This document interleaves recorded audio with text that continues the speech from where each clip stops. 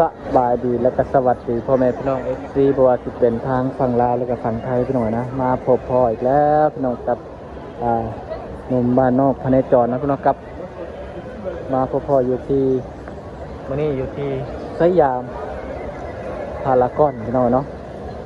พาพี่พี่น้องมาอัปเดตหลังจากที่ได้มาอัปเดตให้พี่น้องในเบื้องต้นพี่น้องกับบรรยากาศเนาะบางคนอยากรู้ว่าสถานการณ์การท่องเที่ยวไทยพี่น้องตอนนี้เป็นกันใดยังคึกคืนบ่หรือว่ามีเงียบเหงาหลังจากที่หลังสงกรานต์มาก็ว่าได้พี่น้องตลาดการลายมือเติมแล้วเนาะหลังสงกรานต์มาก็ได้วันนี้ก็เลยอยากมาอัปเดตให้พี่น้องในเบื้องอยู่ที่ไอคอนสยามพี่น้องเนาะไม่สยามพารากอนเนี่ยดอกพี่น้องสภาพบรรยากาศสดๆพี่น้องโอ้โหตอนนี้ก็ถือว่าบรรยากาศแรงๆนะพี่น้องนี่พี่น้องโอ้โหพี่น้อยโอ้โหคนก็ถือว่ายังมาย่างมาถ่ายเก็บภาพบรรยากาศถือว่ายังหลายคนยังหลายได้พี่น้อยยังแน่นหนาอยู่ได้พี่น้อยสังเกตดูนะนะโอ้โหบรรยากาศเป็น BTS พี่น้อยสยามก็ดูพี่น้อยภาพบรรยากาศ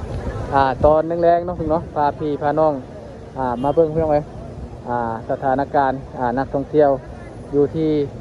แห่งนี้เนาะเพราะว่าส่วนหลายกับเพิ่นมักมาเที่ยวมาย่างลิ้นแล้วก็มาอัปเดตมาถ่ายรูปเก็บภาพบรรยากาศนะเพิ่งเนาะ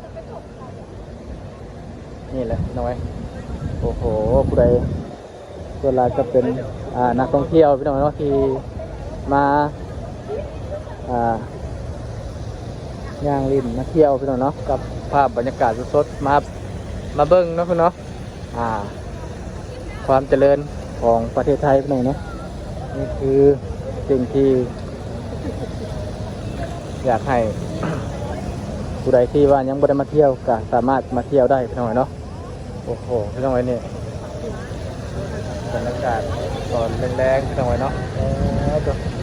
ถึงก็จะเป็นรถไฟฟ้า BTS พี่น้องเนาะกานุ่มบ้านนอกเพื่อนก็เคยมาถ่ายให้พี่น้องในเบิ้งอยู่พี่น้องเนาะแต่ว่าโดนเท่ากับจังมาอัปเดตให้พี่น้องในเบิ้งพี่น้องเนาะมาถ่ายดูลายกายันที่เบื่อพี่น้องเนาะกับเปลี่ยนสลับกับเปลี่ยนบรรยากาศไปพี่น้องนะผมมาถ่ายกายันคนกายันอยากอัปเดตอยากรู้ว่าสถานการณ์สถานที่ท่องเที่ยวของประเทศไทยมีความคืบหน้าจังใดแน่พี่น้องเนาะนี่ก็คืออีกภาพหนึ่งพี่น้องเนาะที่โอ้โหดูที่สยามพารากอนพี่น้องเลยเนาะตัวพี่น้องเนาะกับภาพบรรยากาศตัวนี้จะเว้นกำลังตกดินพี่น้องเนาะแดดจะออกนักท่องเที่ยวก็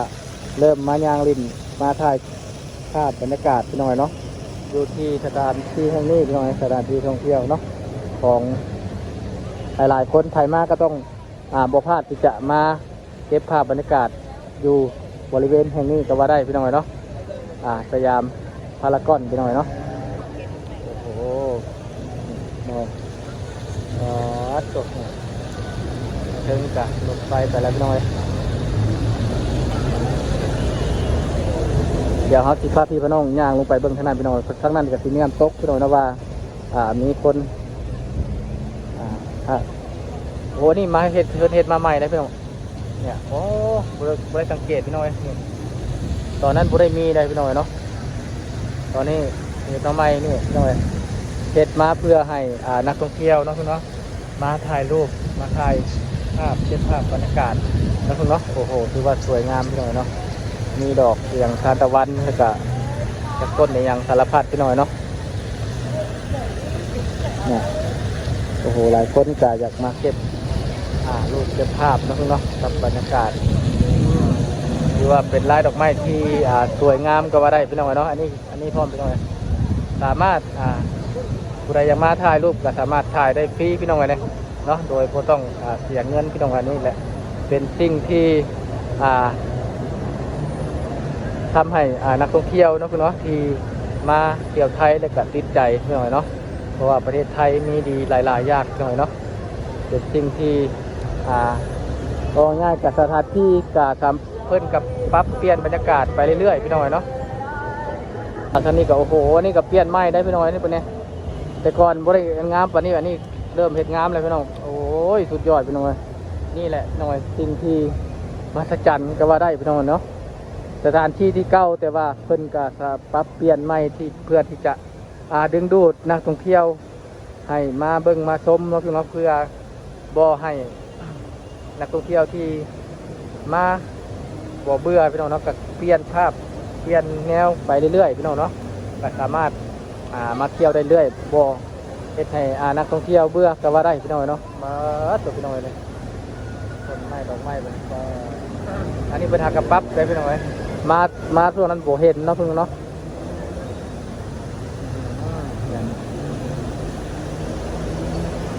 ครับภาพบรรยากาศพี่น้อยทั้ง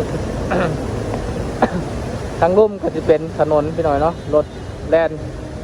เป็นแล่นรถวิ่งอยู่พี่น้อยโอ้โหอันนี้ก็เป็นน้ำตกพี่น้อยเนาะน้ำล้นว่าง่ายก็ได้เป็นน้ำตกดินมันล้นลงไปทั้งลุ่มแล้วก็มันก็ขึ้นมาขึ้นเก้าพี่น้อยแล้วก็ลงไปรถไฟฟ้า BTS อยู่ทางเชิงพี่น้อยโอ้โหนี่คือสิ่งที่หายากเนาะพี่น้องกับการหายากที่มีแบบนี้พี่น้อยมีที่นี่ที่เดียวคือประเทศไทยพี่น้อยเนาะที่สามารถเอาใจนักท่องเที่ยวให้มาเที่ยวนะพี่น้องเนาะหลังจากที่โอ้โหพี่น้อยเนี่ยก็พี่น้อยเนาะบ้านนอกภายในจอนกะหากอะไรมาสังเกตพี่น้อยว่าเพิ่นปรับเปลี่ยนว่าเพิ่นเอามาแต่งพี่น้อยเนาะต้นหมอกต้นไม้เนี่ยโอ้โหพี่น้อยเนี่ยนี่เป็นน้ำตกพี่น้อยเนาะตกมาได้ถึงไปแล้วนี่เห็นบอกพี่น้องภาพความสวยความงามนี่โอ้โหพี่น้องเนาะมีที่นี่ที่เดียวพี่น้องเนาะเนี่ยนักท่องเที่ยวถ่ายมา ฝรั่งพี่น้อยเนาะมาถ่ายภาพมาถ่ายวิดีโอพี่น้อยที่ไปมาเที่ยวนะเพื่อนเนาะถือว่าสุดยอดพี่น้อยโอ้โหโอ้โหพี่น้อย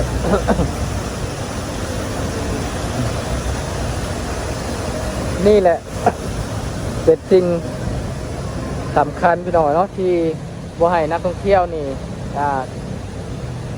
เบื่อพี่น้องเนอะคือมาร์กะเปลี่ยนตลอดพี่น้องเปลี่ยนรูปเปลี่ยนภาพเป็นการตกแต่งสถานที่ท่องเที่ยวก็ว่าได้รับปรุงก็ว่าได้พี่น้องเนาะให้เพื่อที่จะนักท่องเที่ยวมาเที่ยวบ่เบื่อพี่น้องนะเป็นเส้นภาพเป็นไปโอ้โหพี่น้องถือว่าเป็นสุดยอดพี่น้องเนาะ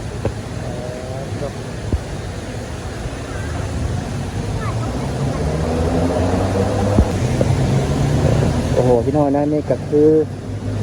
ที่มาเราประสบการณ์พี่น้อยเนาะนี่ประสบใหม่ๆนี่เลยพี่น้อยเอาก็ไม่ได้ถ่ายให้เพื่อนเห็นหน้าเพื่อนนะเพื่อนเนาะเนี่ยคนนี้พี่น้อยมาให้พนมบ้านนอกเพื่อนในจอนกำลังถ่ายคลิปอยู่เพื่อนอยากมาขอให้ถ่ายรูปให้พี่น้อยเนาะโอ้โหการถ่ายรูปให้เพื่อนพี่น้อยเพื่อนจะเอาเงินให้